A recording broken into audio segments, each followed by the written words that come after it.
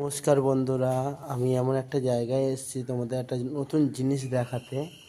তোমরা যে মানুষ যে একাদশী করে, ভীম একাদশী, এই যে ভীম একাদশী, ভীমকে তো তোমরা কোনোদিন দেখেছো কিনা জানো। এই দেখুন, এটা হলো ভীম।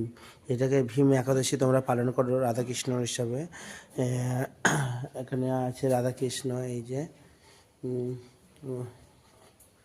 দেখছেন এখানে নটা গুহের যে নটা দেবতারা, তারা সব রয়েছেন। এই যে এখানটায় দেখুন, এখানে মা কালী আছে, বাবা ঠাকুর আছে, ভোলেনাথ আছে, আর উপরে সূর্যদেব, সব বাকি যারা সব দেবতারা সব রয়েছে।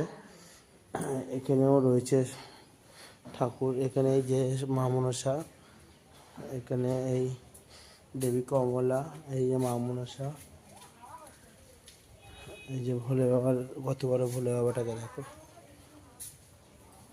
এখানে আছে দেবী শীতলা, এই যে মা শীতলা, জরাসুর, ওই রক্তাবতী।